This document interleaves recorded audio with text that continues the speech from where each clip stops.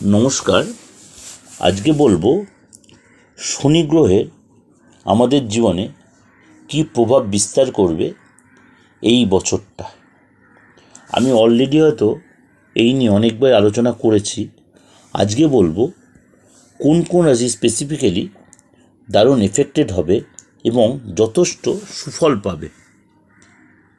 কেন শনির কৃপায় আমাদের যদি প্রপার আমাদের উপর বরদান করে, মানে ভিখারি থেকে রাজা হওয়া যায়, রাজা থেকে ভিখারি হওয়া যায়। এবং সব থেকে ধীরগতির গ্রহ হচ্ছে এই শনি, এবং যথেষ্ট প্রভাবশালী গুরুত্বপূর্ণ গ্রহ। শনিদেব এই 2.5 বছর ছাড়া ছাড়া তার রাশি পরিবর্তন, এটা আমরা কম বেশি প্রত্যেকেই জানি, এবং সেটা আমাদের প্রত্যেকের জীবনেই পজিটিভ ও নেগেটিভ, প্রত্যেকটা 12 রাশির প্রত্যেকের জীবনেই পজিটিভ ও নেগেটিভ এফেক্ট পড়ে। সুতরাং সেটাকে নিয়ে আমরা যে সবসময় নেগেটিভ চিন্তা করব তা কিন্তু নয়। 30 বছর পর শুভ মূল ত্রিকোণ রাশিতে, কুম্ভ রাশিতে শনি বিরাজ। এখন শনিদেব অস্তমিত অবস্থায় রয়েছে। 18ই মার্চ শনিদেব আবার উদয় হবে। সেই অবস্থা থেকে জুন মাসে শনিদেব আবার তার পরিবর্তন হবে, অর্থাৎ বক্রী হবে 29শে জুন 2024-এ। এবং মার্চের মাঝের সময় শনি যে এই উদিত হবে, তার ফলে কিছু কিছু রাশির জীবনে, শনিদেব যে এই যে 18ই মার্চ উদিত হবে, তার জন্য কিছু কিছু রাশির জীবনে যথেষ্ট উন্নতি হতে চলেছে। এই রাশি সেটা হচ্ছে ধনু রাশি।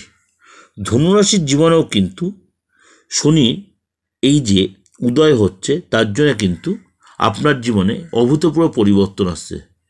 আপনারা যদি এই সময় কম্পিটিটিভ কোনো এক্সাম নেন, সেখানে সাকসেস পাবেন, এবং আগের থেকে জীবনটা অনেক বেশি সুন্দর সুরক্ষিত হবে। নতুন কোনো প্রপার্টি কিনতে পারেন। আপনার যদি অবিবাহিত হিসেবে বিয়ে হয়ে যেতে পারে, এবং মনে আশা আকাঙ্ক্ষা যথেষ্ট পূর্ণ হবে। বিদেশ যাওয়ার কোনো যোগাযোগ আসলে সেটা সাকসেস হবে। চাকরির প্রস্তাব পেতে পারেন, উচ্চ পদে যোগ দিতে পারেন, এবং আপনার পদ প্রতিষ্ঠা হবে। এবং আপনার এই শত্রু দমন এবং আপনার যে কোয়ালিটি, সেটা কেউ দমিয়ে রাখতে পারবে না। আপনি সেখানে যথেষ্ট সাকসেস পাবেন। এইগুলো কিন্তু আপনাকে ওভারঅল বিচারে বলছি, কেন আপনার বাচ্চার এই শনির সিচুয়েশনটা ভালো থাকে, সে আরও বেশি আপনি সেটা সাকসেস পাবেন। আর দিগদর্শন চ্যানেলে আমি অবশ্যই লাইভ ফোন ইন প্রোগ্রাম করছি। আপনার প্রত্যেকেই আসতে পারেন, ফ্রি অফ কস্টে আপনারটা জেনে নিতে পারেন। আর কীভাবে জানবেন, কবে সময়, কমিউনিটি পোস্টে ফলো রাখবেন, কখন কবে আসে সেটা অবশ্যই জানতে পারেন। নমস্কার, সবাই ভালো থাকবেন।